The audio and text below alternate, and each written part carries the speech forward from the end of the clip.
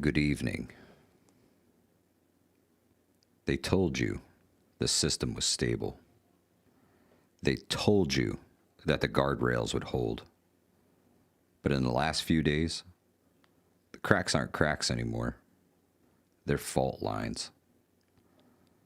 Supply chains rerouting overnight. Alliances shifting in real time. AI rewriting the rules faster than governments can legislate them. Conflicts escalating and de-escalating, then escalating again before the dust even settles. This isn't chaos. This is transition. Brave new world isn't coming. It's here. And the question isn't what's happening anymore. The question is who adapts and who gets left behind. Because history has already answered this. It's not the strongest of the species that survives, nor the most intelligent, but the one most responsive to change, Charles Darwin. Let that sink in. Not the strongest, not the smartest, the most adaptable. And right now, adaptation isn't optional. It's survival. You're watching currencies fluctuating like they're on life support. You're watching technology outpace ethics. You're watching institutions lose the confidence of the very people they were built to protect. And if you're paying attention, you can feel it. The shift, the acceleration, the quiet realization that the old rules don't apply anymore. The measure of intelligence is the ability to change. Albert Einstein. So what happens when entire systems can't change? They break. And when they break, you either panic or you pivot. Because the people who make it through what's coming aren't the ones clinging to how things used to be. They're the ones building new ways to live before they're forced to. They're the ones learning new skills, rethinking old assumptions, and preparing not for normal, but for what comes after normal. In the midst of chaos, there is also opportunity. Sun Tzu. That's where we are right now, right in the middle of it. So the real question is, are you waiting for the world to stabilize? Or are you adapting to the one that's already taking shape? Because this isn't fear. This is awareness. This is preparation. This is reality. Welcome to We All Gonna Die Wednesday. Livingston, roll that beautiful beam footage. Hey Alexa, you know what day it is? It's We All Gonna Die!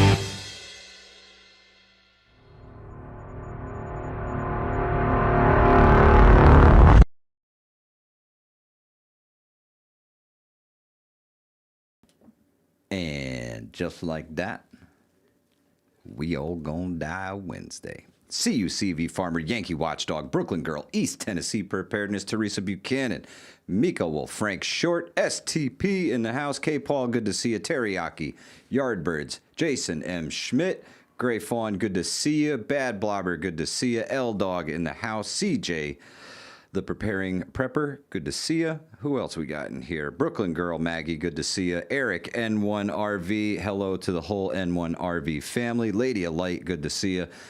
Thank you all for being here this evening from the Ashes Homestead. Let's go. I'm ready. You ready? ready. The T-Man was supposed to be with us here tonight, but all we got is the Doomsday T-Man clock in the back here. Yeah, every once in a while he like speaks or something, but he's 30 seconds to midnight. I think it might be less. What say you? The chat thoughts. How close are we to Doomsday? James, good to see you. What do you think, Livingston, man?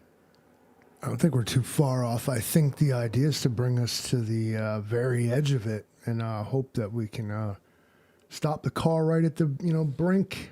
So they call this type of state. It's like jam the brakes on, right? What you're seeing is an actual political and debate tactic called brinkmanship, where we're like, oh, take it to the brink. Is the idea is how Every far we time. go. It's a high class game of chicken with high stakes and all this.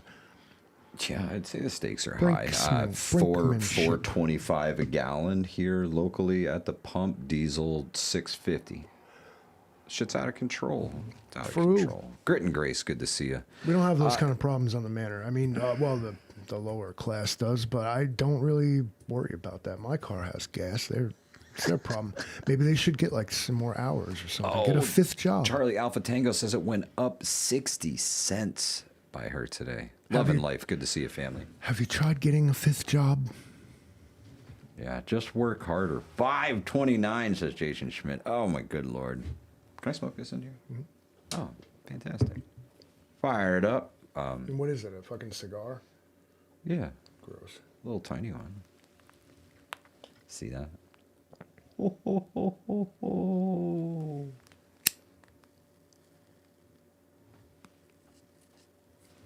It's a survival lighter. That one will last. Let's see you light that thing with a ferro rod there. I have my ways. I feel like I've just been challenged. I did fail horribly back when I used to smoke cigarettes at the light the cigarette with the ferro rod challenge. I found out that the trick is like belly button lint. Cheaters. East Tennessee, good to see you, brother. National average is 418. Well, I seen 415 like just up the street, so that tracks. Like I said, I just send the driver to put gas in the car. We don't really worry about that. Livingstons don't drive. he is not concerned in the least. STP says, save me a few of those lighters for the CPR class. Yes, ma'am, I will. Unfortunately, I can't ship them. Right? I don't understand how. I don't know how they get around. I guess I don't know how they show up in my mailbox from the post lady, and then I can't put them in somebody else's mailbox. No, now all the of a sudden fuck it's over? a. Saying, I don't get it. How close are we to SHTF? What say the chat? Overall, it's your opinion that matters most here. So I think we're on the slippery slope, bro. I do. I think we're on the slippery slope. To complacency. I think that the overall goal here is to make everyone so bored, and there's been so many ways I've heard this put. It's either flood. Your information cycle is more or less one of two things that are kind of the same thing. Flood the end zone with bullshit, where like it's just there's so much information that you're just you can't pick out what's good and what's useful from any of it, and you stop caring, which is the overall goal. What they need is for everybody to stop being so involved and so aware of everything. It's we can't get nothing done out here because you peasants pick up your freaking cell phones we should have never let you have, and you know everything, and you're out here with your opinions, and you're organizing in groups, and you're trying to get things done. We cannot have this. This was a fun experiment, but no more. So we're going to flood your end zone with bullshit until you don't care anymore. I really think that we're kind of on the path to that, in all honesty, because it's like the surveillance state is they're building the digital walls around everyone, right? So when they want to close those walls, I think they just passed the kill switches in cars. All new cars will have kill switches in them, and driver monitoring, right? A camera that faces you while you're driving to video you while you're driving, make sure you're doing the right things, and the car will shut itself off. I love it. Maybe it won't let you leave your house. Maybe it mistakes you for being something you're not, and you can't leave in an emergency. There's a lot of violation of your rights wrapped in congressional bills anymore. Not my rights. See, me and my friends who fund and build this stuff, we get to turn that off or not have those. That's baked into the legislation. You people, on the other hand, hey, nothing to hide, right? Ain't doing nothing wrong, are you? What do you got to worry about then? Do you want the service or not? Because you want the car, I want to watch you drive the car. Patrician, thank you so very much. Really, really appreciate it. You talked about adapting, and I think that's bro. That's the way I want to steer tonight's whole entire podcast, is how to adapt to this the changing world. Right, everything. We thought things got expensive during the Wu flu, right? We're about to see next level expensive across the board. When us preparedness folks here tell you guys to make moves and get things now, it's with honest, we feel that it's going to happen, man. Everything runs off petroleum. We're a petroleum-based society. Everything, three-quarters of the stuff in this room was made by petroleum, or with petroleum, or is mostly petroleum. Guys, it's not good. Invest in quality survival gear now, please. And when you get your quality survival gear, train with it, please. It's so freaking important. It really, really is.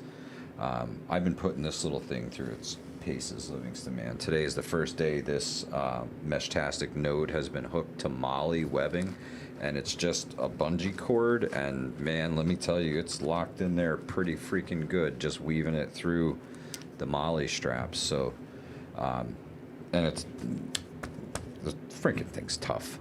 This thing's tough. I don't really know how bad this is going to get. Some of the pundits are saying, like, really, really bad, Livingston, man. Well, that's what they say. I don't know. For who? You keep I'll lean on preparedness. You keep using words like we and us. I'll lean on preparedness, and hopefully that, sees us all through. Because, man, I tell you, I made it about 4 months, really, without an actual job, without an actual paycheck.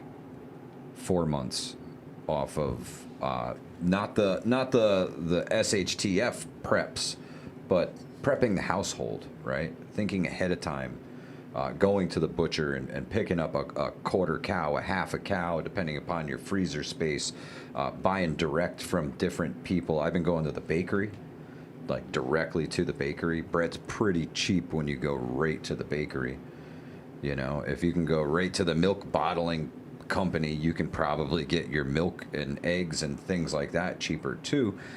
You just gotta figure this stuff out now. You gotta save wherever you can. Shop the sales. Please feel free to ask for discount codes if there is a piece of gear that you think you need to complete your kit, or just something you're looking to expand onto. Don't hesitate to reach out for a discount code. Just send me an email. It's all in the description section here somewhere. I'll get you whatever savings I possibly can. right? Jace Medical is coming out with a new, basically disaster box, Livingston Man. It's a bunker box, water purification, medication, food, everything you need in one rolling tote. Incredible. We're talking prescription medications, over the counters, everything. Fent? Easy. Probably not. Who's bringing it in then? Looking forward to possibly getting our hands on one of these and really going through it and showing everybody how thorough this really is, how quality the items are that are inside of this thing, because it's serious, man. Things are getting serious. We all know that all of our medications come from overseas, right? So you can't really just like, hey doc, can you write me a prescription for all of this stuff? You know, he's like, oh, where are you going? And you're like, home. He's like, no, I don't think so.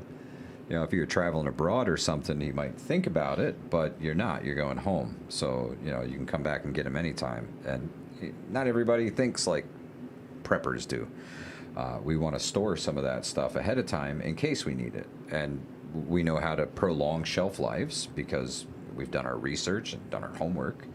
And we implement those methods for as long as humanly possible to prolong the lives of the shelf life of our medications and our goods and everything else, right? That's all part of being prepared, is making it work, adapting to the changing environment, right? You got to adapt. It's adapt or die time coming soon, unfortunately. Chance Paladin mentions a place called Piss Town where there are Fent dealers on every corner. Can you send that coordinates to the group chat? I'll just go where my audience is, I guess. Wherever. Piss Town, is that Poughkeepsie? Is that? Oh, that's what I'm taking away. Is it sunny in the studio, Hunter? No, I guess you didn't see the thumbnail. This is just the iteration of the thumbnail. This is just what I. But the lights are like super duper bright. Yeah, not gonna lie, super bright. William K, is good to see you. Do you know what I was excited about tonight, Livingston Man? Call-in show. Yep. We were flying around this little first-person drone. I think they call them a POV drone. Yeah. Sometimes you don't. FPV drone. FPV drone. Excuse me. First-person view. That was fun. Surprisingly intuitive. If you've ever played video games before, it's kind of the same. Yeah. A tool in the box. What's cool about that particular model is that you don't have to use it with the goggles, but it allows you to do so, which is pretty freaking cool. Does that it's neat. Goggles setup work with other drones in that I lineup? believe so. I thought so. Yeah, I think you can link it to other ones. thing. The joystick and the goggles are like one unit, and then the little drone itself, you can either fly with your phone, the regular controller, or the first-person view goggles. So many reasons why this is a very plus. disorienting. Very, very disorienting. If it's your first time, you might want to sit in a chair and do it because it's you might get a little dizzy, honestly. So many reasons why Prepping Mantis, good to see you. a budget drone or entry-level drone might be useful for you is for anything from like just property surveillance. Hey, is that a bee's nest up on the house? What is that? Like, things where you just kind of don't want to go or you want to see what's going on. Yeah. I could recommend a little punk drone for a million reasons. Mm-hmm. The Neo I have that literally fits in your pocket. Yeah. So they're and you don't need cool much flight time. I mean, you can use them to like survey your roof. Say a branch fell on your house, right? Send the thing up, take a look up there. You don't necessarily have to climb up there with a ladder. Did it destroy the roof? Do you have a puncture? Do you need repairs? Or can you just like throw a rope up there and drag this thing down? Sure. Not to mention, people will pay you to come do that same thing to their property. True story. But that's then you get into commercial use and licensing. Yeah, we don't worry about that stuff. I'm the representative of the Lord of the Manor, so like permits and stuff is not really a thing we worry about. The Manor doesn't have a DMV, okay? True. I give you permission to drive or I don't. It's that easy. Is that a Fed ambush down my road? You never know. Be careful. Be careful. I have to take this. Yeah, Patricia 9000 knows. Yeah, shut it down. All right. Yeah, pull out. No, it's definitely not an ambush down your road, dude. Not anymore. I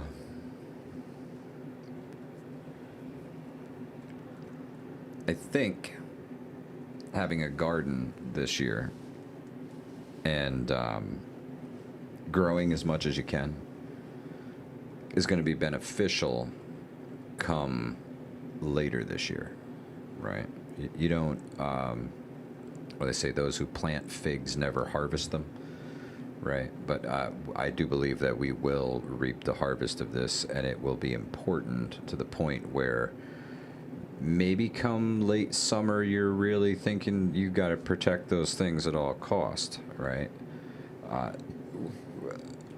We talked about how those, last week we talked about how those ripple effects were just starting to hit home. And now everybody's starting to see it at the pump again, right? It kind of leveled off for a minute. Every time homeboy on the clock back there would pop on TV and say some bullshit, the price would drop like a stone. And then the reality of the situation would set in. What they just said today was indefinite blockade, right? That we're not gonna do anything else. We'll just blockade them forever. They'll never be able to sell their oil, right? Meanwhile, cargo plane after cargo plane after cargo plane after cargo plane is flying across the drink. They look like honeybees going to a hive, Livingston, man. You ever see them when they start to get close? All of a sudden, they're coming from everywhere. And they're all going there. You can't believe anything these people say anymore. We got to watch what they do. And that's that. They have a double-edged sword. They have the ability to bombard you with too much information. You're literally allowed to know all this. But everyone else has been bombarded with so much information that when you try to raise awareness or tell them about this, you're kind of just, yeah, who cares, dude? You know, whatever. But also they have the ability of those people that just don't care and just don't pay attention, that they literally just don't know. And so they see headlines, the big loud noise about the topic at hand, and assume that must be the truth. And so not only is your media and information being manipulated, but it's being done in two kind of different ways that serve the same purpose. That's simply word of the day is going to be obfuscate. Smoke and mirrors. It's just all, you don't know what the fuck is going on. Strobe lights and fucking fog machines. I do have a big fear of the fall and the damage that was done to our fruit crops here in the valley. We could have a very crummy harvest come fall because of the cold temperatures that hit us after the 80 plus degree days. Weather's been wackier than ever, right? Fossil Channel, good to see you, brother. Who else popped in here? Michelle PW, good to see you. 125 in the house. Kane Corso is in here as well. Prepper 101, thank you for stopping in. Yeah, thank you so much, Patrician, for the gifted memberships. Really, really, really appreciate it. Thank you. Now, speaking of A Brave New World, I've read that book, and it's sort of a parallel dystopia to 1984. Mm-hmm. The two authors actually corresponded with each other about each other's work, Aldous Huxley and George Orwell. And scholars and philosophers tend to put the two books in the same road but different lanes. George Orwell's book describes a society where all rebellion and defiance was just beaten out of people. Right. There was the one guy on Winston Smith who kind of was the guy who realized it was all some bullshit. Yeah. And in the yeah. end, he just got, because he saved that piece of paper, right? and he got caught for it. Now in Brave New World, he paints a picture of a completely, almost a paradise kind of society. Like it's meant to keep everyone working. It's, as you read the book, you're like, wow, this doesn't sound that bad until you kind of realize that what's no happening. children and the people farms and There's people, you know, and there, you know, it's selective breeding and eugenics going on, and a caste dumbing system. down of people. And they, if you've never read the book, they capture a wild human. They name him John Savage, and they parade him around like a curiosity, like the Elephant Man or something. Like, oh, and everybody's got to go get their picture taken and like throw their arm around the John Savage guy, and it's just a wild story. They worship Henry Ford. They sawed the tops off all the crosses of the churches, so they're T's now. I'm not making this up. He did. And yeah, it's an interesting take. Now, so Orwell painted a picture of a world that didn't know. Huxley painted a picture of a world that didn't care. Yeah, and we're transitioning into something, right? Both of them. A we synthesis. We know we're transitioning We into don't care what we don't know, man. surveillance society. I like that. I don't Right. know what I don't care what I don't know. A surveillance society, 100% across the board. Remember when your teachers used to warn you about your permanent record? They were not fucking telling you the whole story, but they were telling you the story they at least could.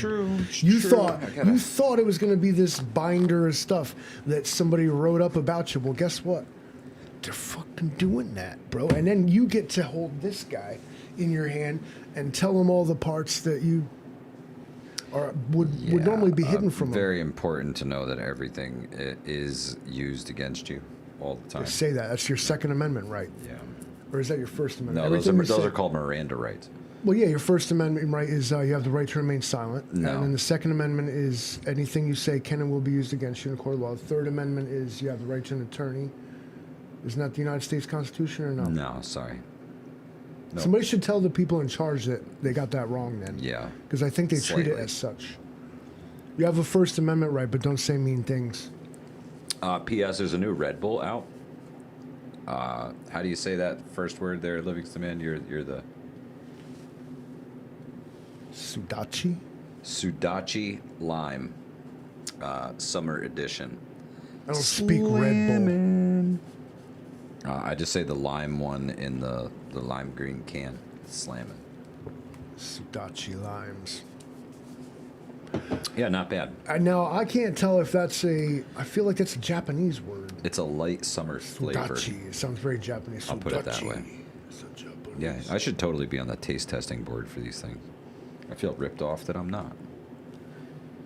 That thing doesn't like you. No, I have Mind control over Debo. electromagnetic interference.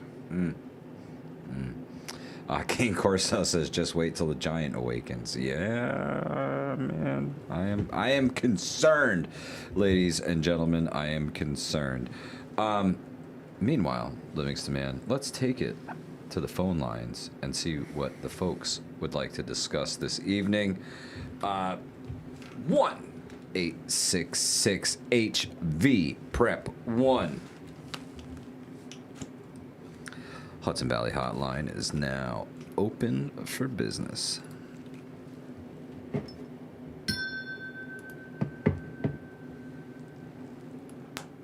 I will, however, Livingston Man, have to tone down the fan with the headphones on. It's incredible. I'm chicken to call in. That's funny. Crit and Gray's going to email Red Bull. I appreciate that. Like, For anybody that's new Big here, time. no, the number is legit. You can indeed call that. yeah, I know. I'm waiting to talk to you. Any at you, crimes against the populace that you would like to report? This is an open, anonymous tip line. The LMPD's reach is global. We can get them if you just tell us where they are. There you go. You heard it here first. Livingston Man is on the prowl. Adaptability, Livingston Man. I always say improvise, adapt, overcome.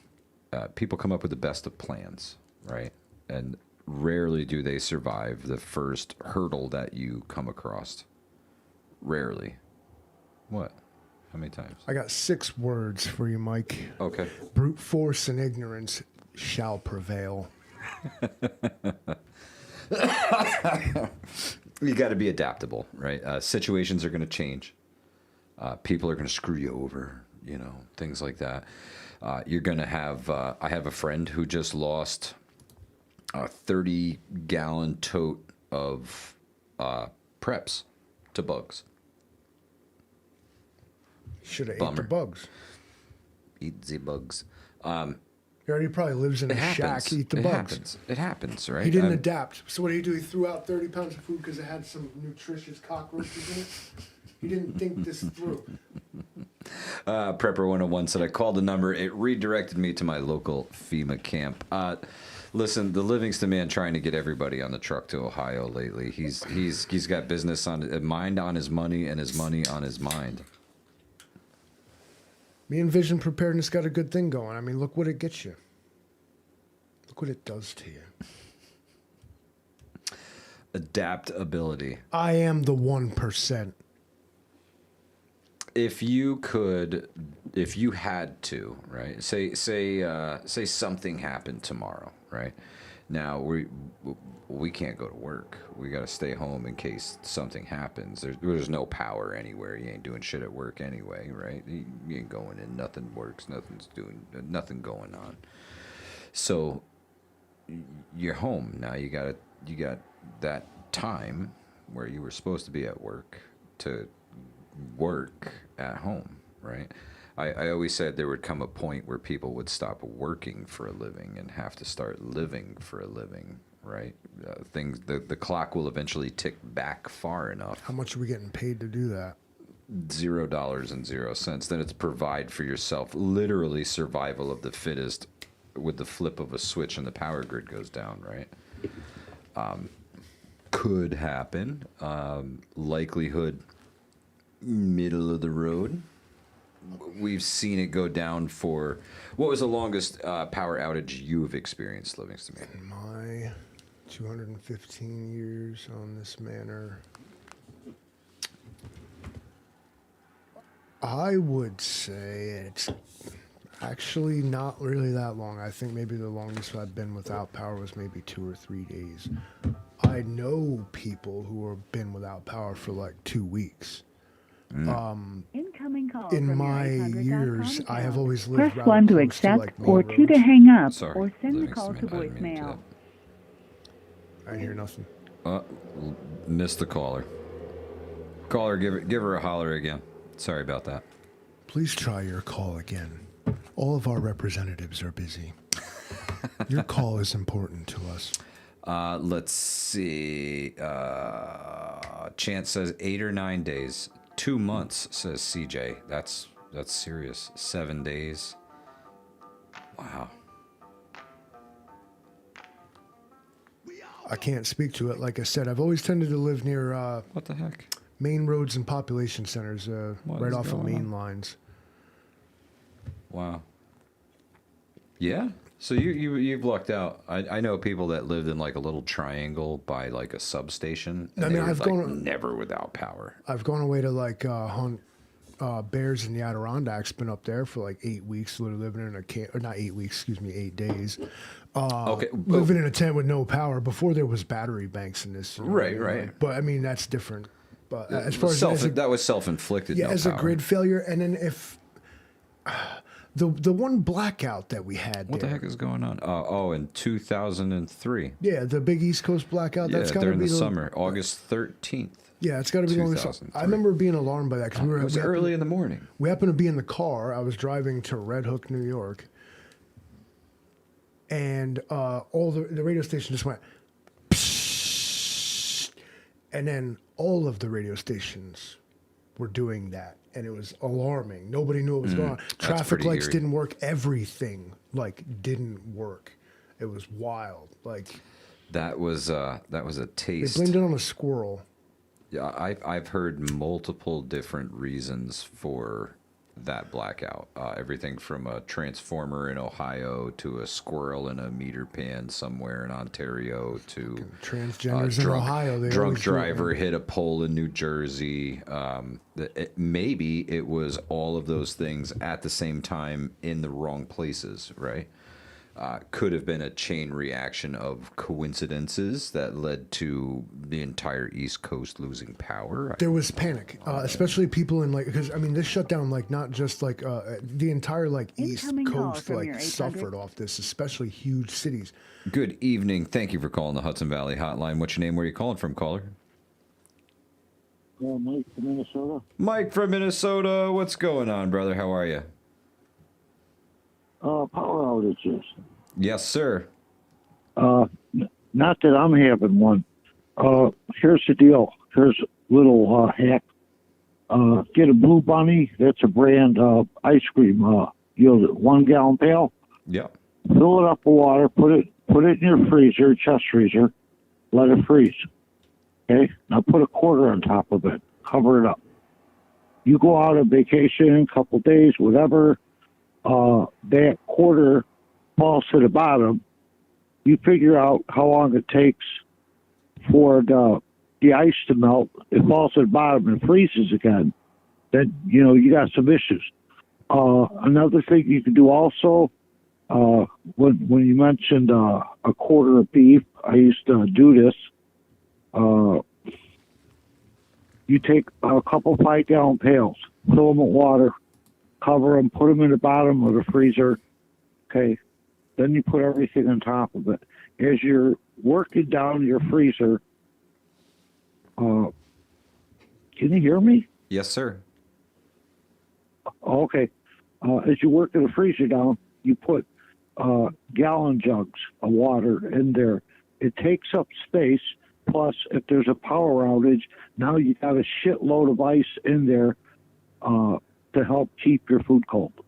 That's great advice, Mike. Thank you. Thank you. I especially like the quarter on the frozen water trick. I've seen people, up here in the East Coast, we use like a coffee cup or something like that. We're heavy freezer stacking people, so there's not always a lot of room available. But that's great advice. I mean, just a container, fill it, freeze it, then put it out on the the counter and see how long it takes to melt, right? And then kick it back on and put the quarter back on the top, freeze it again, put it on top, and then you know that if that thing's at the bottom, it melted pretty good. Yeah. And another thing on the Four Horsemen yesterday, we were talking about different things.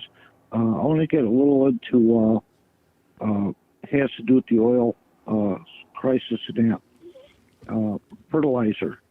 Okay? If you live anywhere near a rural area or could get out there, contact with some people, get your fertilizer natural now. Now, here's one thing. If you get, I don't know, maybe the back of a pickup almost, you throw a big tarp in there and that and fill it up with cow manure. The thing with cow manure, it's a hot manure. Yeah, you got to Okay, let that so stuff we're sit, talking right? like, if you get it in January, that stuff isn't, and that's if you keep turning it, it's going to take you the whole summer, and that's if you aerate it constantly. So one of your best bets, you want it now, pretty much like in a couple weeks, you go with either goat, sheep, or rabbit, which are all like pelletized. And it's a very mild manure where you take a 55-gallon, plastic drum, you put your manure in a big mesh sack, hang it down in there, fill it with water. Okay, every day you tip it up and down a little bit to let it to make a tea. Yep. Okay, this tea is so mild that you can side dress all your garden once a week. Oh, that's awesome. Without burning your plants. That's fantastic. That's fantastic. Great advice, because Mike. all manure is the same. Turkey, chicken, and pig are the worst. Those are your hottest. I did Those take like over a year. goat manure one time. And what I ended up with was a whole lot of what is it? Purple henbit, I think it's called, or dead nettle. It's one of the two. But the whole entire garden has now been taken over by that stuff. I don't know if it was something that the goats were eating, that they just didn't digest the seeds, and now I planted it everywhere, and it's taking over the gardens. It's easy. Is it's it called easy water to, hemp? I'm not really sure, Mike. I gotta look it up, and I'll definitely post it on the chat. I'll post a picture of it. That's an invasive. Yeah, it's a totally invasive plant. I mean, farmers spend a lot of money to get rid of that crap. Purple dead nettle, said and Gray some- Fawn. That sounds right. That sounds right. Some of it out here has already become because people didn't use enough Roundup or what have you. It's a super weed now. You have to actually go and physically cut it out. Wow. And these things can get some like really, really nasty, like thick stalks on them. You know, where you got to beat on them with, a bolo machete or something.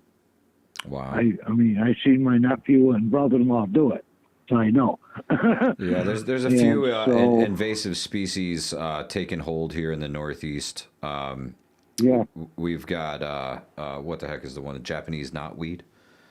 That stuff's nasty. Okay. We get the variegated bamboo. There's the kudzu, the Japanese knotweed. There's the invasive grass that grows all everything, and then it turns into a fire hazard when it dies in the winter.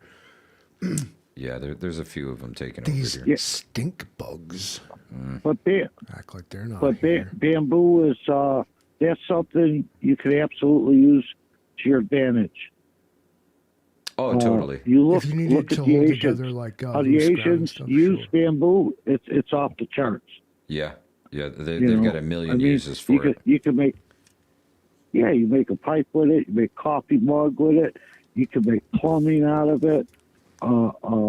They used to put it under the ground and then just above the ground with holes drilled in it for smoke pipe. Like the 5-inch bamboo. When the BC had tunnels underground and they had an underground kitchen, they would use the bamboo and run it out, throw like leaves and everything over it. And by the time the stuff cooled and it came out, you didn't even see the smoke. No kidding. I mean, it's ingenious. Yeah, and the dead leaves would absorb a lot of the smell too. Genius. Yeah. If you're looking to be adaptable, look to history, right? Look through your history books and read up on the things. Oh, absolutely.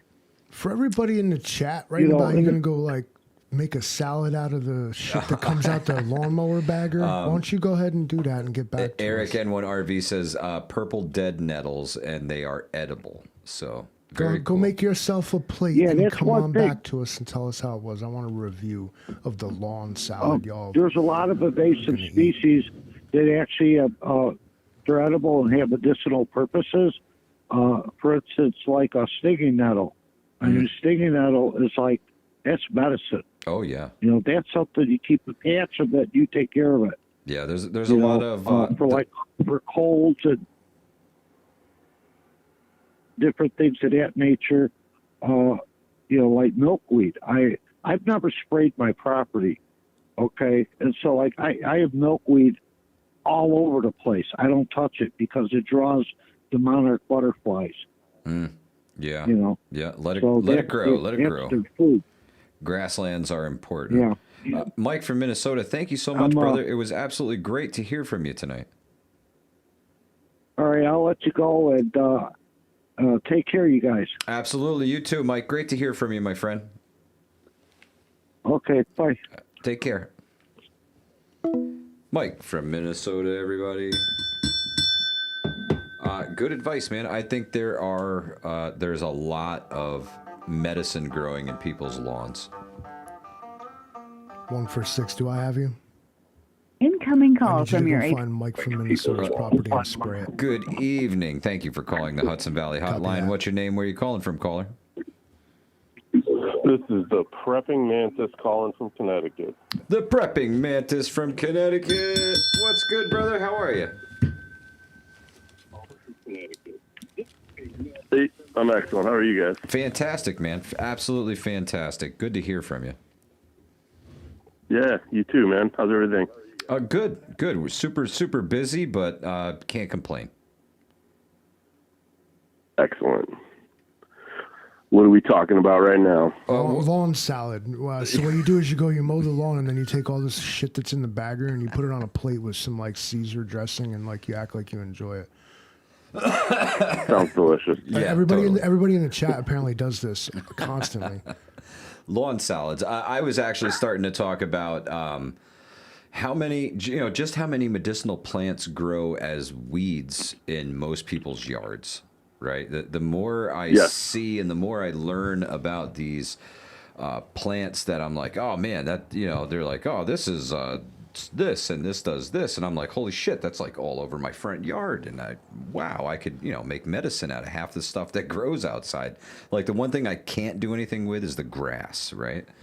You can eat that too, I bet. Hey, chat, one in the chat, you eating the grass? But there's so many. What are some of the ones that you know about that other folks might not, Prepping Mantis? Ooh, that's a good question, man. One of my kids is really good at this. I'm trying to get him to do like a kid's book about it. But for us, like right now, what grows, so this time of year, first things to come up are just dandelions, plantain, let's see, jewelweed for medicinal purposes, all things that'll typically just grow right in our yard. We're trying to get rid of all grass and replace it with, wild edibles or medicinals. So those are the things I can think of off the top of my head: ramps, fiddlehead, ferns. Yep. And I do believe some mushrooms start popping up this time of the year as well, don't they? That's a whole nother ballgame. They do. Yeah, I do not know enough to go eat a mushroom yes, out you of do. the wild. That's Me big either. mushroom. That's big mushroom lying to you. Every mushroom is just eat the damn thing. I know every mushroom is edible at least once. Yeah, and I mean, how hungry are you? Okay, you gotta maybe weigh that out, well, but next- don't worry about it. Yeah, next time I see you guys, Livingston Man, you could be my food taster. We'll test that theory in the Fucking woods. stop me. I've eaten every know. mushroom out there. Look what Yeah. it does to you. I know. I think morels and chicken of the woods are probably the two easiest to identify for people that are actually edible and not too awful risky on the lookalikes, right? Right. But those are pretty easy to identify, and both of those apparently are delicious because they fetch a super high price if you're trying to purchase them somewhere. But learning how to cook them is a whole nother skill in itself. Any good recipes up your sleeve? Yeah, so for me, mushrooms, cook the hell out of them with butter and dried herbs, tarragon, stuff like that. My restaurant days, man, I used to spend hours and hours just cooking mushrooms, and I loved it. I loved the smell. I loved the earthy taste. So just butter, salt, pepper, and some herbs. That's awesome. The ramps that you can find in the woods can pair pretty well with them as well, and you can use both the root and the leaf on the ramps. I like to wrap them in fresh trout. If I can catch a trout from the stream and there's ramps growing nearby, I am going to wrap that sucker in ramps when I cook it in a little aluminum foil. Great taste out of those things, man. Love ramps this time of year. Yep. What else? Wild sorrel. I don't know if you said that already. Purslane, things like that. There's a lot out there, Livingston, man. There's I know. a lot out there. I mow lawns for a living. I bought a book about all of the wild edible plants in New York State, and I intend to take it with me when I head out and about and see if I can pick Livingston Man a salad. I think you'll be impressed. I gotta call Trent. I think I got a new idea. I can just bag up all the lawn debris and send it out to Ohio. Oh, totally. Yeah. And we can make a vegan blend, Roughage. A vegan blend. Yeah. It's got all this stuff. I mean, what kind of? I just run over everything. You want like deer poop and stuff in there? I mean, we got all whatever, dude. They just call that organics, right? It's like It's like breakfast cereal. It's got 7, 12, 28 grains, bro. Like all kinds of stuff. And got your bam. Now I'm hungry. Yeah, homie's starving. I can hear him salivating through the phone. Prepping Mantis. So the topic of tonight was adaptability and how important it's going to be going forward here in our brave new world, right? I think cool. the wild edibles. Eat your lawn and you'll be happy. Yeah, well, if you know things that other people don't know, and you can sustain yourself just walking down the side of the road, that's not a bad gig, man. That's not a bad gig. Yep. But what other avenues that some people haven't thought of in adaptability do you think people should focus on? So I am lucky in the sense that I have access to a small plot of land that the family shares to grow on, and we've got chickens there. But for me, in the suburbs, on about a quarter acre, I'm trying to maximize everything. So I've got my meat rabbits, and I use their manure. You can use it right away. So I separate the urine and the manure. I use the manure. They produce a literal shit ton of it. So that goes all right into my plant. And quail. So quail and rabbits for meat right in my backyard because we can't have chickens. Oh, that's awesome. Wild edibles, and then my deliberate planting. So I've got everything from raised beds to, growing potatoes in whatever I can get them growing in. Towers. So I've got things stacked up so I can maximize space growing that way. I let the invasive thoughts win on this question I'm about to ask, but how come, to the prepping Mantis' point, is that we just can just go out in the world and harvest scat from literally every species on the planet, grow our food in it, put it in our food, it's all cool, bro. But the second we shit in the food, all of a sudden it's a problem. Cross-contamination. What's in the food that made us have why are we the problem? Well, that's because they feed us the stuff that you're not supposed to think eat. that's a legitimate question. Hey, yeah. That's big toilet paper talking, brother. That's big toilet paper. They're in your head. You shit wherever you want to shit, my friend. That's for you have my blessing. 100%. You can shit on your plate, my friend. Well, I don't want to. It's not. I can't just go fertilize the garden. Who needs a septic tank when I got a garden? But all of a sudden, that's an issue. E. coli. I never heard of her. Who is E. coli? Is that like a Greek goddess or I'm something? too strong for that. All right. Yeah. I think gardening too, and the animal husbandry, the quails. So. Tell me a little bit about the quails. Are you harvesting the eggs more so, or the meat birds, so to speak? So for my first couple years doing it was basically meat, right? So the rabbits I tend to keep separate, although I'm thinking about doing a little colony this year and let them just kind of, free range, if you will. Right.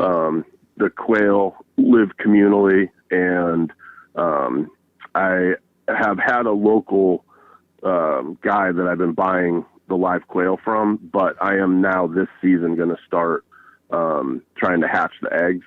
Okay. So right now I'm basically eating the meat birds and the eggs, but now I'm going to try and hatch the eggs. I want to have a, if self-sustaining shit system shuts down again. Yeah, if shit shuts down again tomorrow, I want to be able to, I'm not going to be able to go, 45 minutes to my guy and buy more quail. So, just like with the rabbits, I want to be able to, breed them right in my little backyard. Oh, absolutely. If you're in control of your supply of protein, not much better, meat birds, yep. Chickens. If you can't raise it yourself, you adapted, right? You couldn't have chickens. So, hey, I can put up some quail. They're not going to complain about that. So, you get away with what you can get away with. We bend our way around, right? We don't break our way through.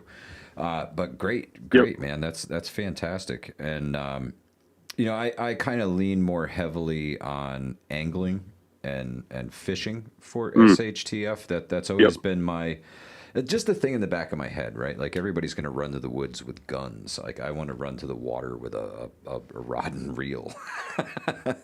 I don't really want to, or not necessarily a rod and reel, because I think you need passive methods of protein procurement in SHTF.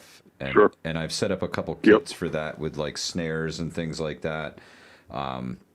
Fishing lines with multiple hooks on them. What would you call them? A trot line that you would throw out there, and tie some bank line to the bank, and then some smaller line off of that with a few hooks off of it. Gill nets is another thought. That's something that could be really handy in a survival situation if you have water nearby, especially running water. It's tough to catch anything coming and going, and maybe they're not feeding at that time, but when they get stuck in the net, there's not much they're going to do about it. Their dinner, and those work in ponds and lakes and rivers and anywhere you could have fish in the water. So that was always kind of my thought, and I've never really had the space or the time to get into the animal husbandry, but it always has intrigued me. I've always wanted chickens or ducks or something, and I've just never been able to make it happen. Chickens is one thing. Everybody thinks ducks are awesome until you gotta clean that coop, man. Ducks, they are messy. Ducks is a whole different thing. It's wet. It's all wet. But I love duck eggs though, man. If you're the type of person, a little bigger, like kind of a lot bigger than a chicken egg. Ducks are they're fucking terrible creatures, though. They're very misogynistic as well. I've raised ducks before. I didn't like them. Like, fuck all y'all. The raccoons got them. I was kind of like, good fuckers. I hate you. Yeah, I think it's crazy that how big is a quail egg compared to a chicken egg? Aren't they kind of little? Like half the size, right? Yeah, they're small. So our chickens, on average, will give you almost like not as, I don't know, like from a small to a large egg you would get at your local grocery store. The quail, it really takes about 4 quail eggs to equal 1 chicken egg. Like if you're going to make a scramble or a sandwich or something. So they're tedious to work with and everything. But the great thing about quail is they're ready to harvest in a much shorter time than chickens. And if they're in a good environment, they're producing eggs a lot more easily as well. Oh, that's fantastic. And you can keep, I'm sure you can keep more quail in smaller space than you could with chickens. Because the stupid ordinance is we can't have chickens, but the quail, I have them basically inside of a, really well ventilated shed and stuff, and they make virtually no noise. So I don't think anyone, other than us knows I have them. Wow, that's incredible. So multiple benefits to quail versus chicken. And you're just looking at a couple trade-offs, right? Super quiet, probably less feed overall pound for pound versus a chicken.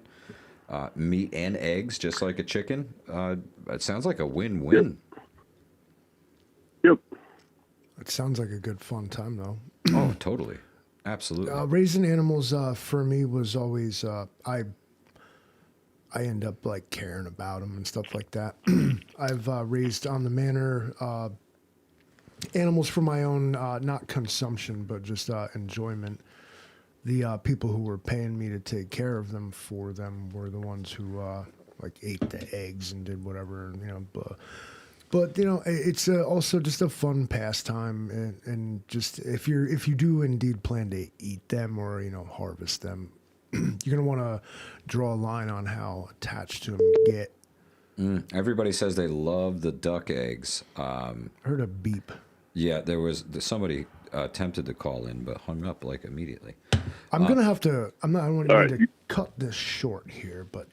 Prepping Mantis, thank you for calling. I have an extreme point I need to make clear to the audience that's going to blow their mind, and then we have to send them off. Apparently, somebody said that the Angry Prepper is on in 27 minutes.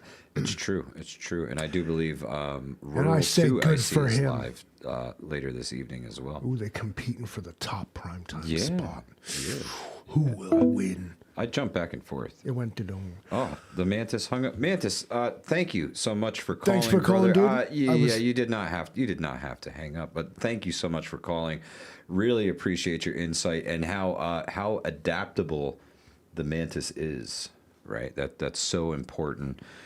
Couldn't raise chickens, figured out a way to get around it. Right, still providing protein for himself and his family. Prepping Mantis, no, thank you, my friend. I really appreciate your insight, your advice, everything. Great call. Thank you so much. We have you got time for another call, Livingston man? It's Rob from Florida. Incoming call from your AP. Good evening. Thank you for calling the Hudson Valley Hotline. What's your name? Where are you calling from, caller?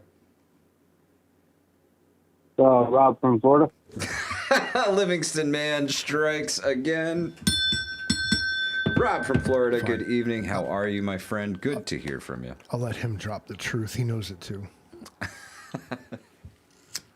I appreciate that. But listen, I got to give big props to Prepping Mantis. He absolutely crushed it. Everything he said was on point, and that's what you got to do. You got to go through the motions, and if your local whatever HOA or wherever you're living says you can't have chickens, you got to find a way around it. Well, improvise, adapt, and overcome. Amen. I mean, that's Always got to be your stick it. prepper motto. Yeah. Yep. Always You stick it gotta to your HOA too.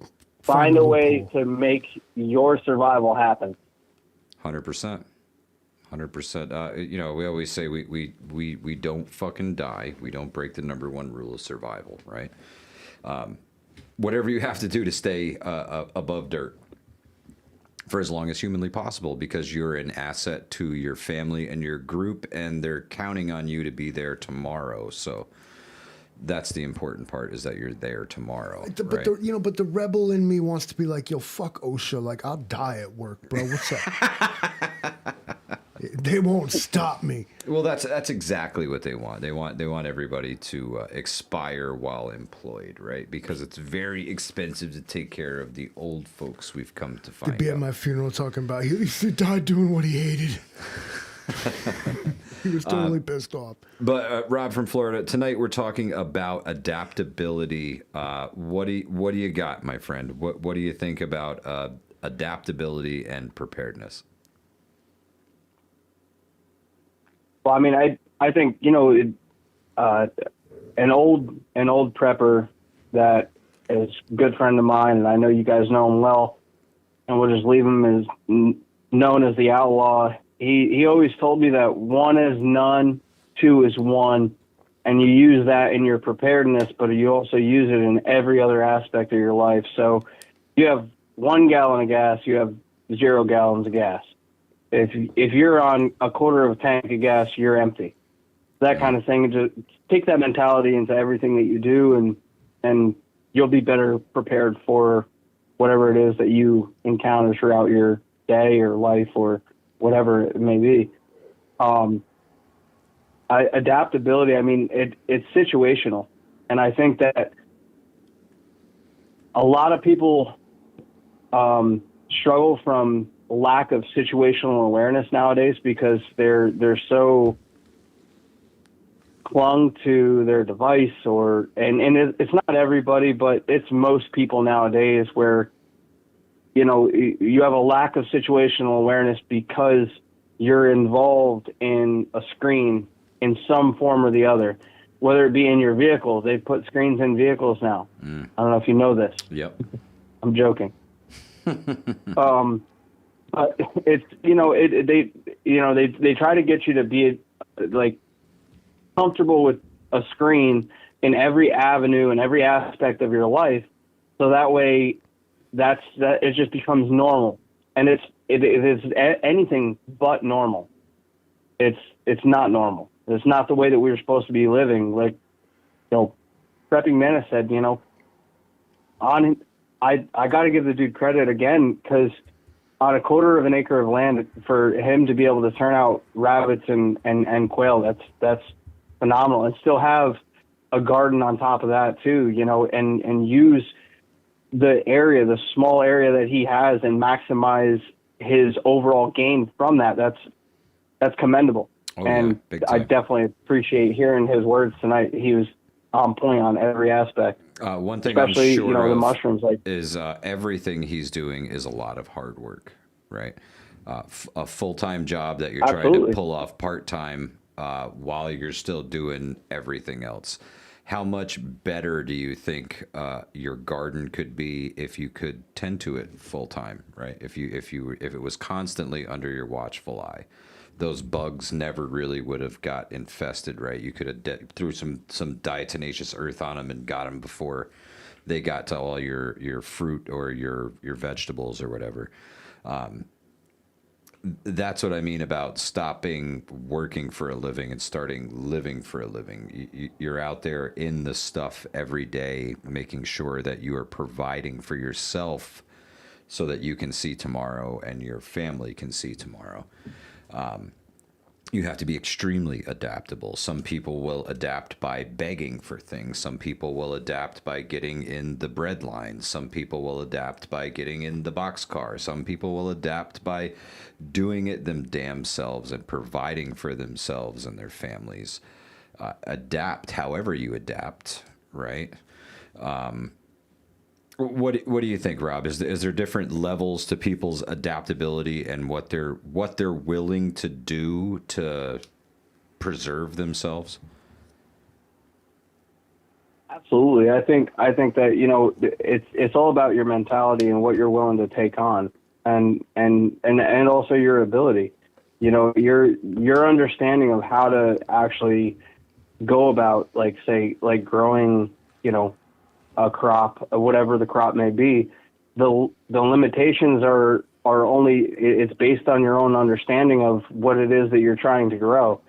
So if you're trying to grow parsley or basil or thyme or rosemary, those are very easy herbs to grow, but they're easy to kill too if you don't understand what they actually need. And that goes across the board with any kind of vegetable or fruit that you're trying to grow. If you don't understand what that needs, whether for a nutritional value, and how to maximize your space, like growing lower lying plants around a higher running crop. Like if you were to say, for instance, I've done it before and it does work. I'm sorry? The Three Sisters method? Yeah, so I mean, yes. Yes. Is that Pretty corn, much. squash, and beans, is that right? Yeah.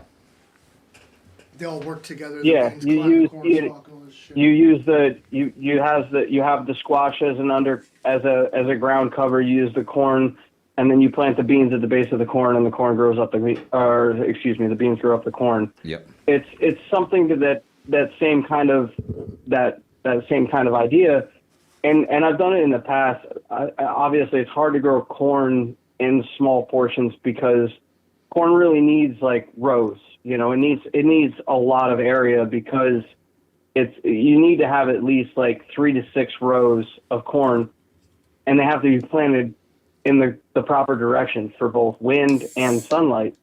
So you can have 6 rows, but if they're not planted properly, you have 3 stunted rows because they've been shaded for half a day.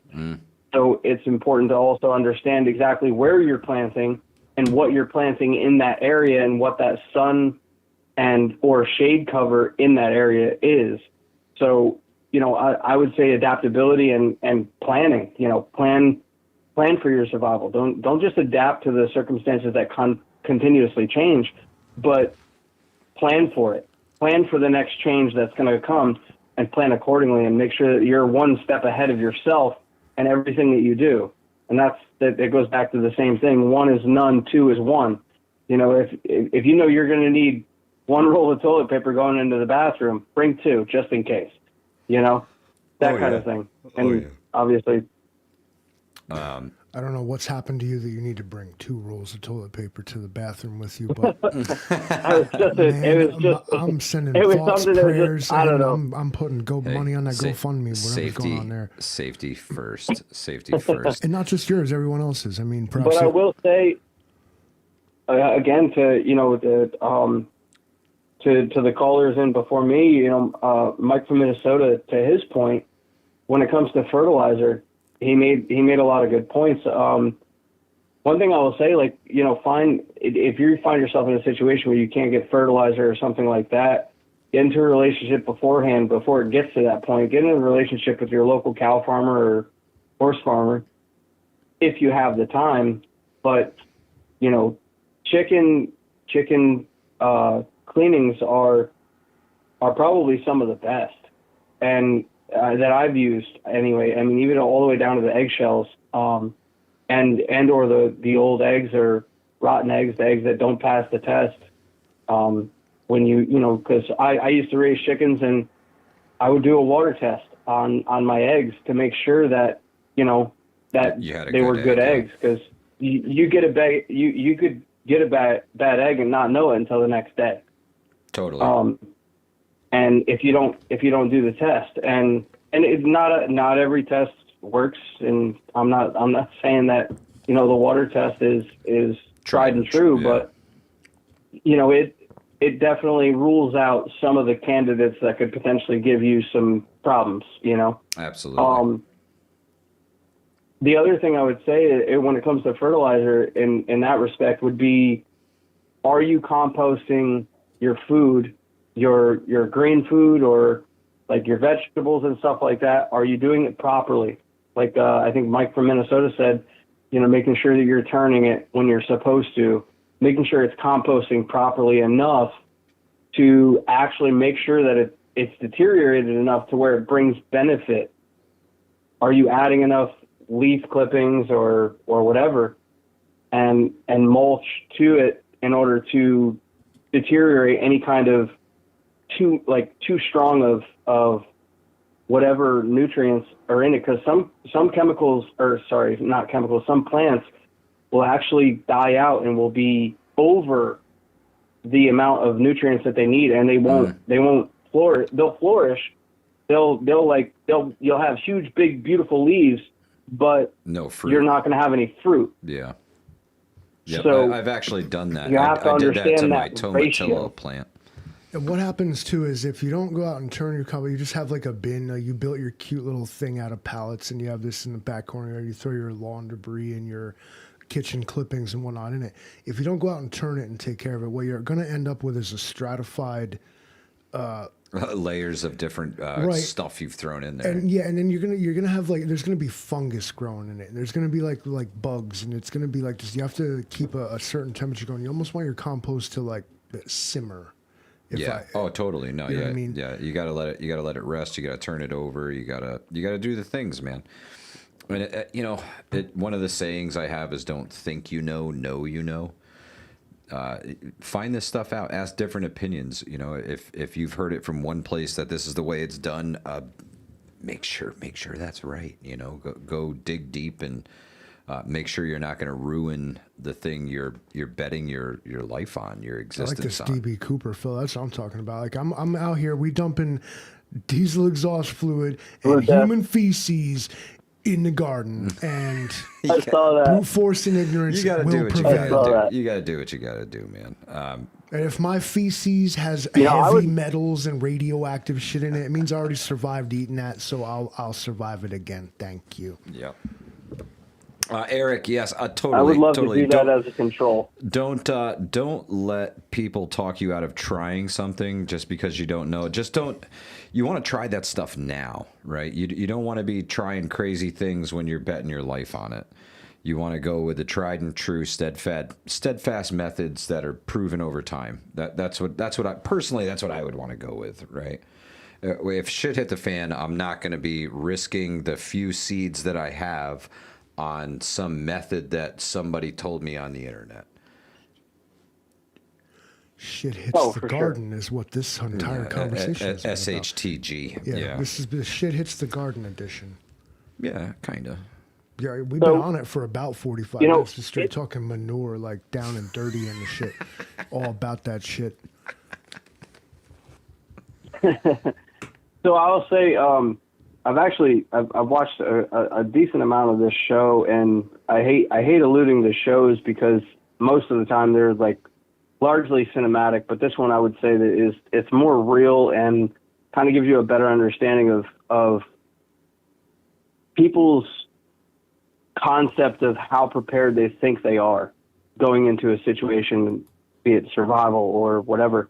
The name of the show is Alone, and I'm sure it's been brought up on maybe on this podcast, but if not, it's a great watch, and there's quite a few seasons, and it really does put into perspective of how well you know how to use the gear that you have in any situation. Yeah. I mean, a lot of times these most of the time I think they get dropped up in northwestern Canada, but they come to the realization pretty quick that, you know, and this goes back to what you guys were saying about running trout lines and gill nets and stuff like that. And that's what made me think of this show, because that's one of the first things that they do in order to procure any kind of food. Oh, yeah. Because has you're to out be there with passive. nothing but your bag. Has to be passive. And it's wild to me that they make them obey the fucking like laws. Like, yeah, that's the one drawback. Oh yeah. Of that Yeah, particular show, in my opinion. Because in reality, I mean, Agreed. any little furry bastard that crawls past me is dinner or breakfast or lunch or whatever it is. oh man, now that Oh, we species can't hunt is rabbits for extinct. another 4 weeks. Man, he tasted good. So that was the he last one, huh? Cool. Sorry, lol. Yeah, I couldn't agree more, Rob.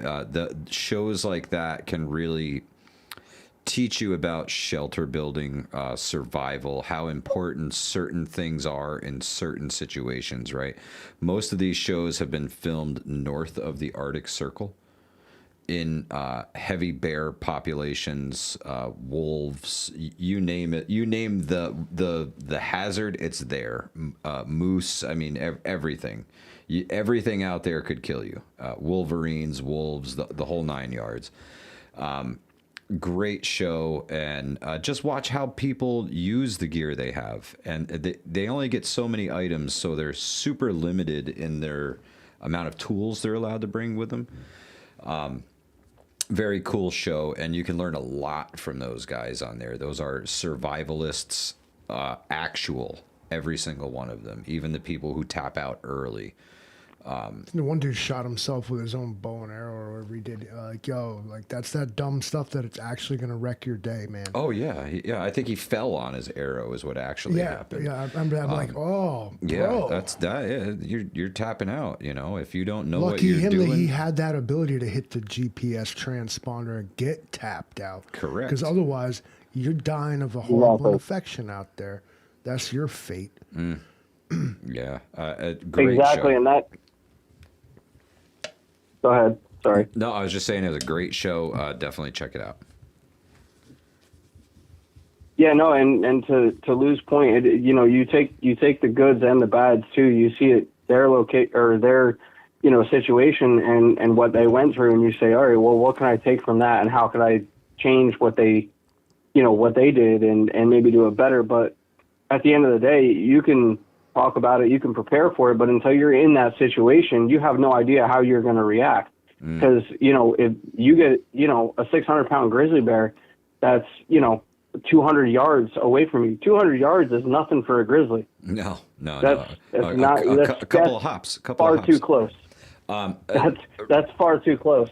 Rob, And real quick. you're gonna.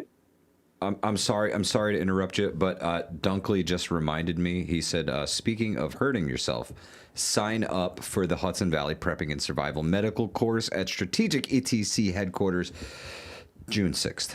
Seats are still available, but not a lot of them, so get in quickly, please. The link is somewhere, and definitely on Facebook. Check out the Facebook group. The Facebook event page is out there. Sorry to cut you off, Rob. I'm sorry. No, that's all good. That's for a good cause, and definitely go and get prepared and get your medical training. I've been, you know, with these guys, both Livingston Man and Mike, on multiple first aid, CPR, AED, even field rescue. We've done a lot of medical surrounded events together, and I think it's just great that you're bringing that to the community, because it's one of those things that's not really talked about. Everybody talks about prepping up and everything else, and, you know, first aid and this, that, and the other, but no one wants to talk about the things that are important, which is like last aid. Like, hey, this guy might need to get life flighted out. How are we going to rappel down, you know, 25, 30 feet and get to him? Oh, okay. Well, I know a guy who's well-versed in this. We'll get him over here to teach a course.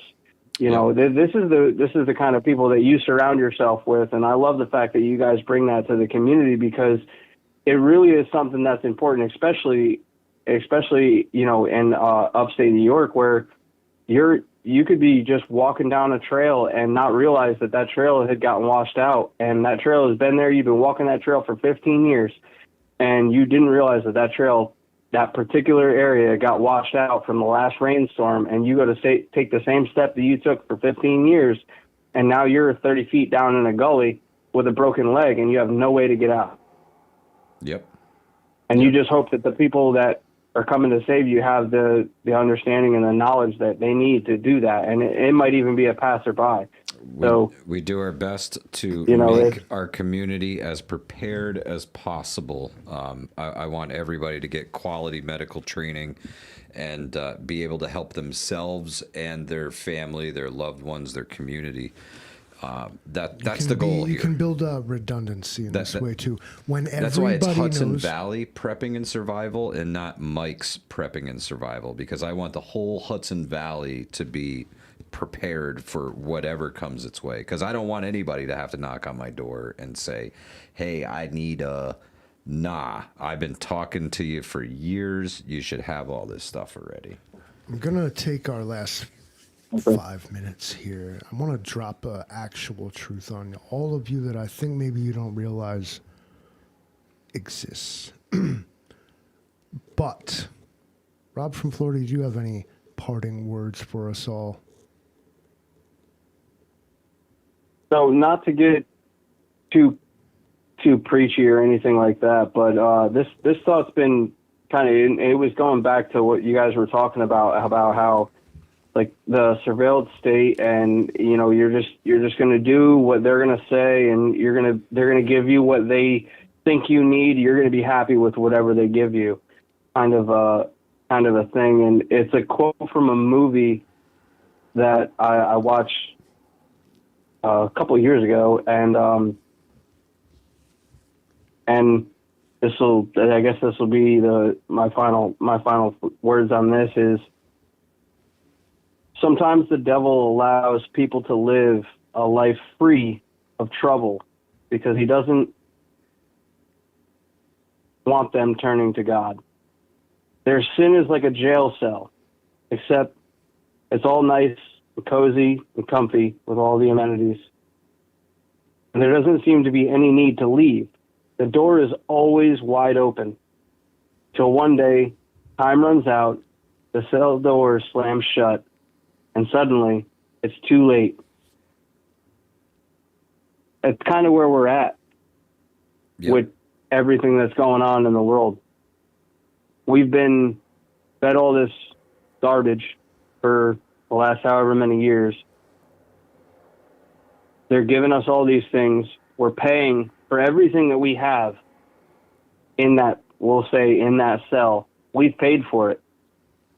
We're living life great until one day they close it shut and they say, yeah, no, now you just need to pay us to be here, which is what they already do with taxes. So, believe it. It's truth, brother. Truth bomb. Rob from Florida, thank you so much for calling tonight. We really, really appreciate hearing from you on these call-in shows, man. We really value your opinion here. And I know the chat does too. It always makes for great conversation. I think the most important takeaway tonight for people is be adaptable, right? Think outside of the box. Everybody's adaptation to a situation is going to be different. Don't necessarily discount it. Look at it and take it at face value, right? People are just, they're spitballing at this juncture. So improvise, adapt, overcome. keep on keeping on. Survival is the #1 rule. We don't break that.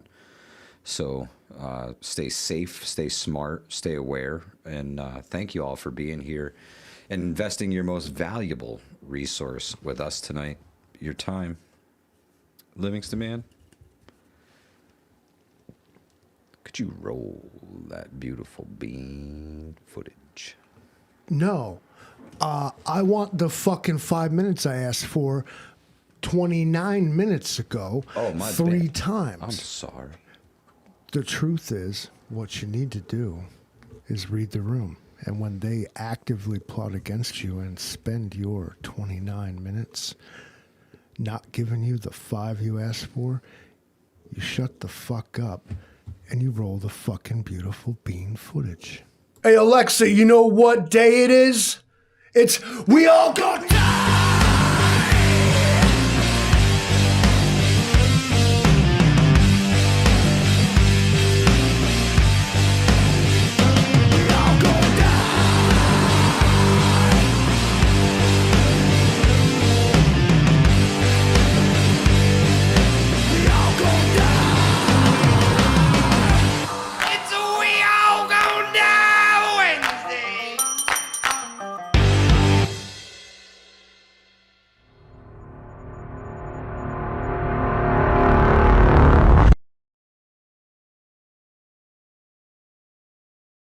Rural 2IC is live right now. Go on. Get